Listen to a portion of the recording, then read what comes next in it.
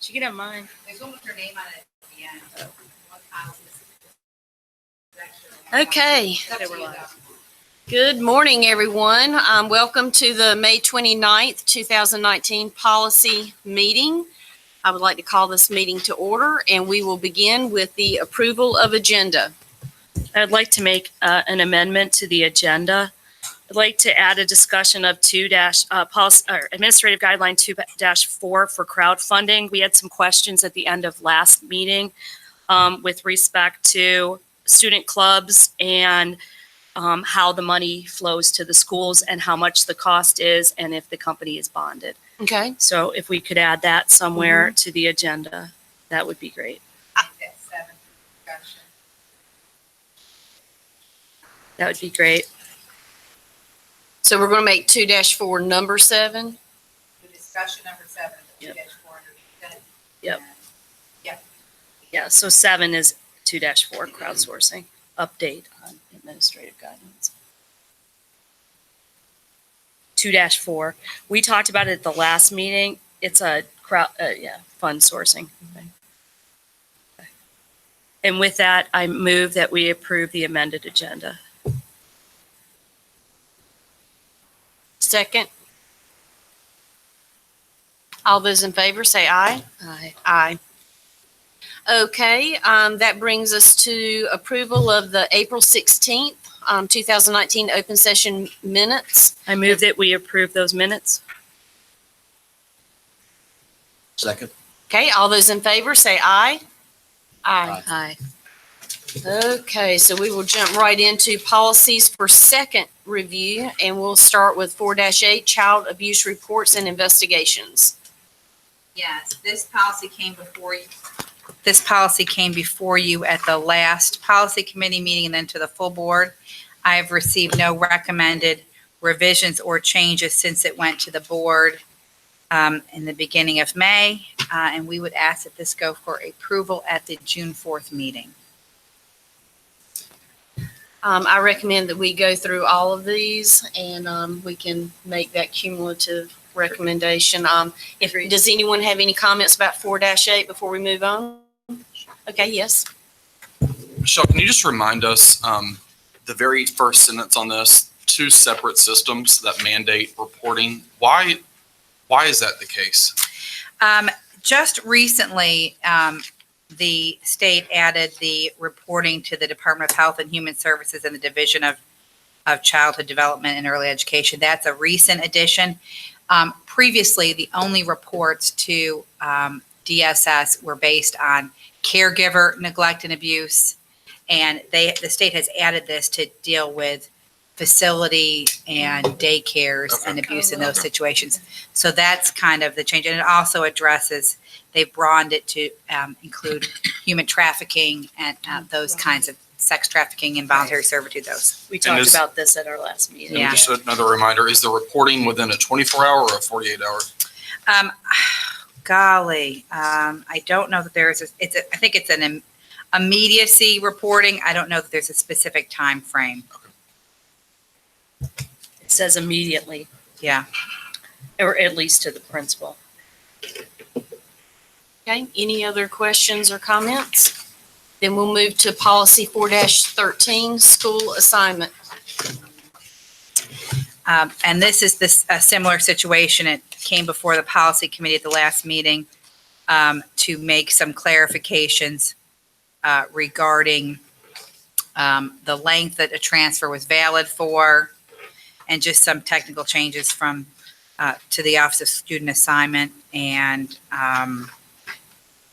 I think we did a change also to the percentage of choice down to 85 from 90. And so there's been no. And for capacity, did we make the change where for capacity, it doesn't include children of employees or the sibling policy? I think we did. I'm just looking at my notes from last time. We did, and that language is in the policy. Awesome. And we've had no recommended changes from board members or stakeholders since the board meeting. And so we'd ask for that one go to the June board meeting for approval as well. Any other questions or comments? Then we'll move to policy 5-4, interscholastic athletics. Okay, This one went before the board at the last meeting as well. This policy, the revisions were, although it dealt with extracurriculars and interscholastic athletics, it wasn't clear in the policy language, or in the title, et cetera. There's been one question that I received since it went to the board, and that was a question about in the second paragraph. It's always read all extracurricular and interscholastic athletics. We only use the word activities, needed official sanction before the board to be considered school sponsored. And I received a question, did that include clubs? And the language of the policy has always included clubs, activities, the only change. But that's the only thing I've heard since this policy went to the board for review. But so there's been new clubs added since I've been on the board, and we've never approved them. I don't know that principals understood the policy, and so we're going to make some clarification. Because Not that we was, wouldn't say yes, but I'm just saying. yeah, it's that not- was the question I got was from a principal. So it who could be didn't something understand. like the policy on gifts and bequests, where we just get something in our packet if we add more. Correct. And we'll just make sure when these are approved, we send out memos to the principals now in a leadership memo. So I will make sure that's clear to them. Okay. Awesome. Okay, we will move now to policy 5-8, parent involvement. This one also went to the board at the last meeting for review. I've received no recommended changes, questions, or anything on this one from board members or stakeholders. And so we'd ask for this to be approved at the June meeting. Okay, that brings us to 5-14, goals and objectives of the educational program. This is similar. It went to the board at the last meeting, and we've received no recommended changes or questions. And so we'd ask this be approved at the June meeting. Okay, and policy 5-16, school trips. This is also the same situation. It went to the board for review at the last board meeting, and we've received no recommended changes or questions. And we'd ask this be approved at June meeting. A motion? Okay, I will accept the motion. I move that we send policies for second review to the Board of Education, policy 4-8, 4-13, 5-4, 5-8, 5-14, and 5-16. Okay, all those in favor say aye. Aye. Aye. Okay, we will send those in June. Okay, next will be policies for first review, and we'll begin with policy 5-12, student promotion and accountability. I am very excited to report that these are the last policies we've gone through in just over a year, the entire policy manual. So I appreciate all the hard work of this committee in getting through the entire manual. I was so excited when I finally finished. So yay us. The first one is student promotion and accountability. And the revisions proposed in this were to remove a lot of the cumbersome language grade by grade, which was repetitive, and to add some things that have changed since the policy was written, including the credit recovery and repeating a course when you failed it, or for grade replacement suppression. And this has been reviewed by Dr. Bowers, Dr. Breedlove in the academics division, and we would ask that this go to the board for review. I have a few questions. So are all this accountability and promotion standards going into administrative guidelines, or where is it going? We can put it in administrative guidelines. It's what's in the handbooks already, the language, and in the program of studies. And since it was so repetitive and not necessarily accurate any longer, the recommendation was to remove it. Okay, but it says the superintendent shall establish standards and a process for determining a student's readiness to progress to the next level of study. So if it's not in our policy, how does it get in the handbooks? If we don't have an administrative guideline or a policy, who sets it? Well, because it's the superintendent would establish it, and it happens through our promotion committees, the promotion retention committees at the schools. and there's standards that are set through the academics division to the principals. We can certainly put this in administrative guidelines. I think we need, I think we need to spell it out in policy or administrative guidelines. But before we get rid of all of it, I would like to see the administrative guidelines. Okay. And if all it is cutting and pasting from the student handbook, that shouldn't be a big deal. So that's my first question. Now, the program of studies have already been printed for next year, correct? They've already been approved by the board for next Uh-huh. year, correct? Yeah. So whatever we decide this month or next month, it would be the following school year before it would actually show up in the program of studies. Well, because you've already approved the program of studies, I would take that language for the high school piece of it. Page 6 on credit recovery, if anyone has anything before then. Do you? I do too. The second sentence, credit recovery delivers a subset of the blueprint of the original course in order to specifically address deficiencies in the student's mastery of the course and target specific. What is a blueprint of the original course? It needs to be a little more plain Okay. English. Okay. In my.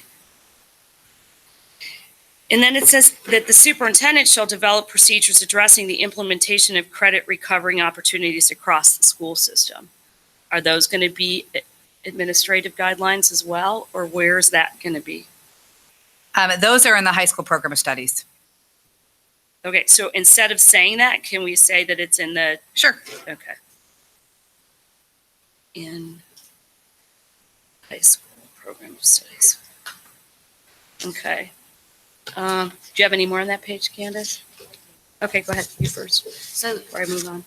just for clarity, I'm referring to credit recovery, the last sentence. The original grade for the course will remain on the student's transcript. Now I'm going to page 7 of 17. And I'm referring to repeating a course for which credit was earned. So based off the grades that are earned during while repeating the course, will this information go on the transcript or will it be changed? Does that This make says sense? grade replacement and suppression, but that's a good question. Is it still on the transcript for the repeating a course? My understanding is that if a student fails a course, It remains on it there. remains on the grade. If they do the repeating for a suppression, it does not. It replaces the grade. So can we spell that out? I can make that clear, certainly. Okay. So it does replace the grade on the It transcript. doesn't say that in repeating a course for which credit was already earned. Michelle, I need to hear that one more time. If they fail the course, it stays on the transcript, but if they, Correct. But if they pass the course and want to wanted a better replace, grade, better they get a grade. C and want to replace it with an A, they can do one per year. I think it's one per year. but if a kid fails a course, it seems like this would be the perfect opportunity for them to try again. Why would their failing grade stay, but a C would disappear? It just seems like to me that It's contradicting. It is weird. why would we not want to help the kid who failed? And is that We part of state can't policy? We can't Oh, because of state board policy. That comes state- from state board policy. Okay. So it has to remain on the transcript if they failed. Okay. But if they That's repeat tough. it to go from a C to an A, they get it replaced. Right, because you can fail the course and take it over as many times as you want. Okay. Whereas the suppression is a limited number of times. Okay. So Wow. So on page 7 at the top, the third sentence, beginning with the 2015-2016 school year. We don't need to say that, do we? Because we're already past that. we can take that out. And that language does say that it remains on the transcript, but it will replace the failing grade I'm going to pull this out and clarify it because Dr. Okay. Breedlove's not here to help me. You know what? How often would we get a request for a transcript that might be prior to 2015-16, like, for a job? Correct. We You get know, those Okay, a so lot. we can something. leave it in if you So want. Yeah. we may want to consider leaving that. Yeah. I will clarify this. Key. I'm going to ask that we table this one. Yeah, well, let's go finish. I think we should table it too, because I'm gonna be honest, I don't want to send this to the board until we see the standards or the. That's fine. the- Yeah, absolutely. I the agree. Administrative guidelines, but we can finish going through. Candace, I go next to page 11. Do you have anything before that? No, thank you. Okay. Review process for students who don't get below a level 3 on grade testing. Until I read this, I've never even heard of this, and it really doesn't happen. Okay. Speaking from personal, it doesn't happen. You're I'll follow, referring to because the that's waiver? not new language. review It should be process. happening. Number one. Oh, okay. The whole thing, all of F. So if it happens, I think the principals need a reminder. Refresher. Yep, I'll follow up. Okay. Yeah, because so that's not new language, so that should have been happening. Yes.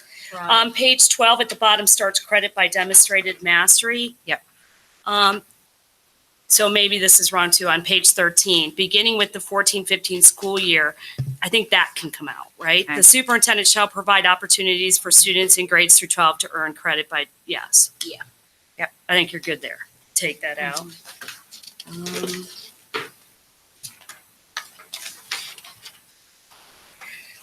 Page 16 at the bottom, transition plans. Do we have a transition team? Do we? And if not, we can say stuff like may, unless we're required by law to do it. And then I'm sure we do have one. I'll have to check with academics on that. Okay. They reviewed, said it was all in place, but we'll make sure. Yeah, I would like to table this. Okay, we'll do that. If anyone disagrees, no. No, Okay, cool. this is 5-12. We're going to table. And maybe at the next meeting, Dr. Breedlove or Dr. Bowers could be here. Okay.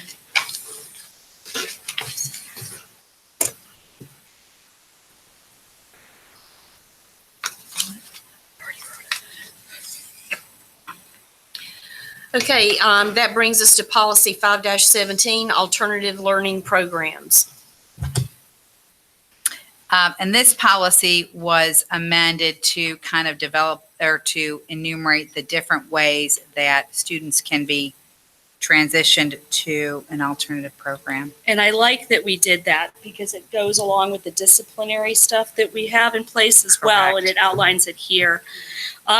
This also says that the superintendent will develop administrative guidelines. Do we have that? We're in the process of developing those. I was Okay. going to have those for you at the next meeting. Okay, great. So I would like to table this until we see the administrative guidelines to go with it, if that's okay. And I guess, is there some acronym that we could use for this alternative learning programs? Because sometimes we capitalize it, sometimes we don't. Sometimes it's alternative learning program or school. So if we could come up Sure. with a defined term, it would help it a little bit. And that was it. Are you guys good with tabling that for guidelines? Okay. Okay, that brings us to policy 5-19, Title I program, comparability of services. The revisions for this policy are based on requirements by the feds. and- So they are, okay, that's what I had, Fed changes, okay. What about, so this talks about money, Title I funds, local funds, state funds. What about like EPIC grant funds? Maybe I don't completely understand the whole reason behind this, but I think that falls under federal funds. okay, so resources paid with federal or private funds, supplemental state or local funds. Okay, so it would include, in the new part under D, sorry, it would include the EPIC grant funding. I think that's correct. Okay. Is that correct, Ms. McLean? Yes. Okay. Sean is saying yes. Okay, I have no comments to this. Okay, we'd ask that this one go for Wait, review. I do have one question. Oh, sorry, Candace. No, I apologize. One question. I am referring to D. Can you clarify grade span bases or school by school bases? Some it would be a K-5 grant, or some would be Title I school grant, those kinds of things. So it's different things. Different funding has different purposes. So it may be, like I said, for the entire district, K-5, or it might be targeted schools. Thank you. Okay, if there aren't any more questions, we will move to policy 5-21. Do we want to make a motion to send this to the full board, or do you want to wait till the end? Because we tabled the first two. You want to do all three Yeah, I was together? Okay, gonna sounds good. Okay, sorry. group them if we could. Okay, So that brings us to policy 5-21, internet safety. And the revisions proposed in this were more clarification revisions that Mr. Parker and I worked on together. good with this one. Any questions? No? Okay, then that will leave us at policy 5-22, social media. And that's similar that Mr. Parker and I reviewed and felt that this language was helpful. Under definitions, social media, I think we need to add Snapchat and Instagram. Sure.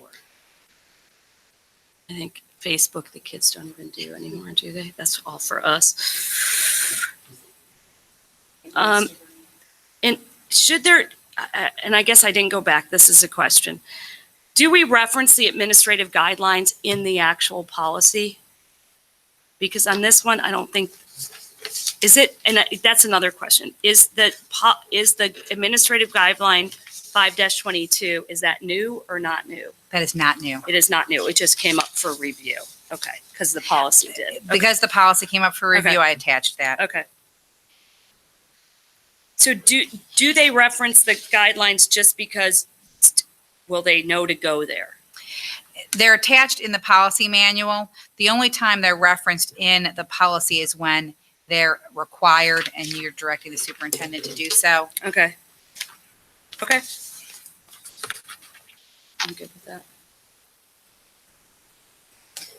Okay, so do you want a motion for? Well, I had a quick question. Under professional social media use, since we were kind of clear under specific sites, under definitions and stuff for professional social media use, can you just give me an example of a social media outlet that I guess employees can communicate with students versus when employees cannot interact with enrolled students on social media? Well, for example, if I'm a teacher and through the, I'm a teacher at Marvin Elementary and we have a Marvin Elementary Facebook site. I could also have a Miss Morris's third grade classroom Facebook site, as opposed to the Michelle Morris mom, hockey mom, whatever Facebook site. So I could have a professional site that's only related to my class. And the guidelines specify that they have to go to their principal to get permission to Right. do it, and they have to Correct. have it open to everybody, and there has to be privacy set. Yeah. I had the same question. And then we are pretty clear on the personal social media use and that there should be zero interaction between employees and currently enrolled students. Through Correct. their Yes. personal social, private messaging, Mhm. Snapchat, whatever. Yep, we've been very clear with that, and we've dealt with it in human resources as well. And if you recall, we had the personnel policies earlier, and we took this Right. language and put this into the So we're standards. very consistent Correct. from policy to This, the policy. exact language was. Okay. Very good. Any other comments, questions? Okay, so we are tabling 512 and 517, but I will accept the motion for 519, 21, and 22 to send to the full board at the June meeting for a first review. So moved with our comments, with our comments. You want a second? Okay. All those in favor say aye. Aye. Okay. That brings us to number 6, administrative guidelines for review. The first one is 520, and policy 520 was not in your package. There was no proposed changes to it, but the administrative guidelines needed some significant work that Mr. Parker and I proposed in here. It was also confusing because the way this was previously written, it was policy 520, computers, networks, and related technology, and then the 520 administrative guidelines weren't even entitled administrative guidelines. So we've tried to clarify and make sure that we have everything separated properly. The policy is just basically says there's administrative guidelines. There's no meat to the policy itself. I just want to commend you and Mr. Parker for, working together on all of these. I really appreciate that teamwork. On this particular one, is this something you had to come up with together, or was there anything out of Raleigh that you were able to follow to develop this, or did you have to create it on your own? There were multiple sources that we used to grab this language from, and I took it from several different school boards association draft policies, some other district policies, and put it together. And Mr. Parker and I worked through it. Thank you. It was just some extensions that we just didn't have in our policy that we thought were important. Very Our good. guidelines, I apologize. I have a couple things. On the first page in old language, the third paragraph, the first sentence, I just don't think it's necessary. I mean, we can just say to enhance student learning and teaching, electronic will be used. I don't think we need it's fundamental to the preparation of citizens and future employees in the information age. Cleans it up.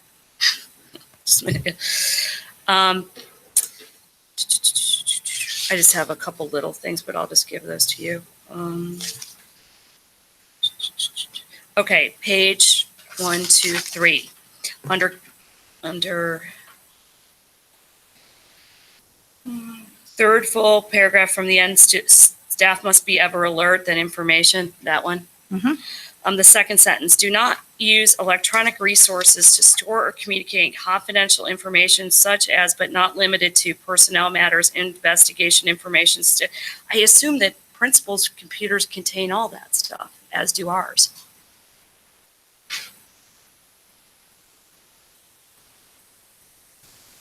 I'll follow up with Mr. Parker on that.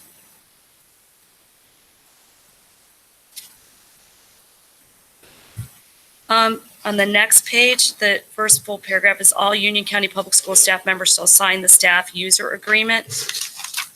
Is this also for students? Yes. So do students sign a similar agreement? They do. They do. It's when you turn on your computer. That's what you I thought they click clicked. approve, Okay. yeah. All the bullet list of the things that are unacceptable uses, it says in violation of copyright laws, blah, blah, blah, blah, blah. Should it say in violation of policy too somewhere?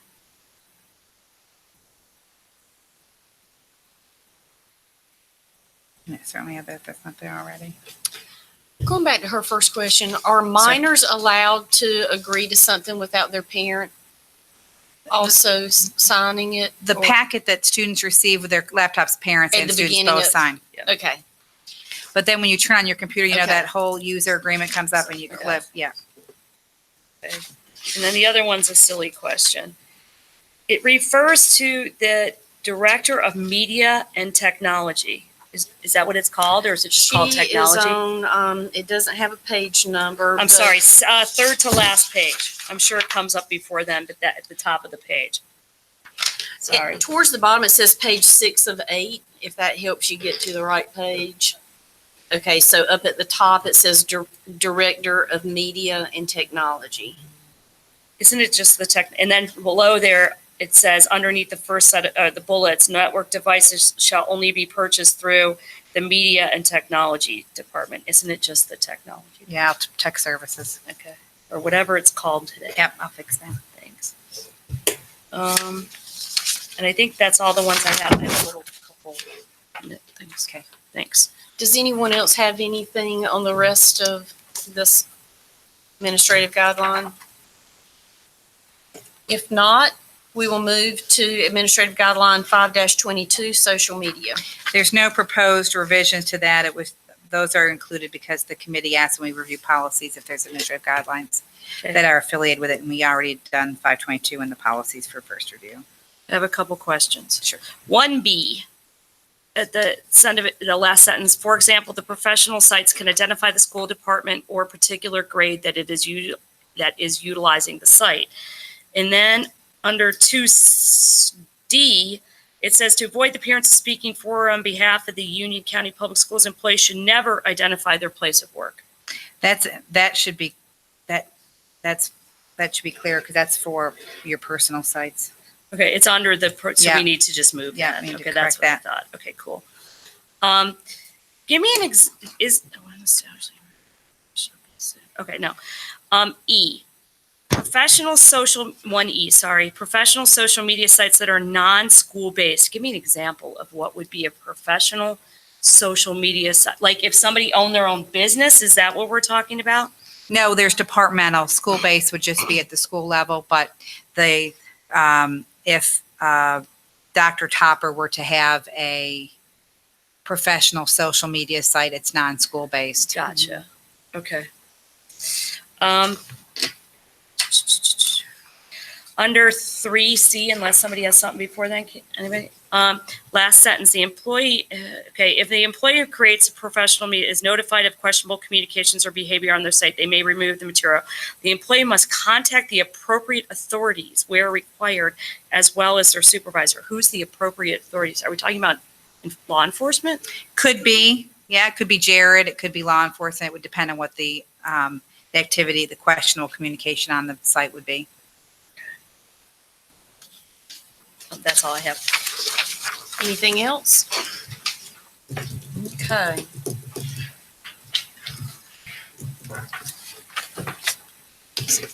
So do we want to send this to the board for review? It automatically goes to Or- them, right, for information? And this one would, because there's no proposed changes, Okay. it doesn't need to go to the board Okay. for review. Oh, it doesn't? No, it just, Just although since I for am making some information change, only. but since I am making some changes, I'll put it in for the review. Okay. Since I'm making some, So you do I'll put want it in this- for review, yeah, because Okay. I'm making some changes. I apologize. To full board.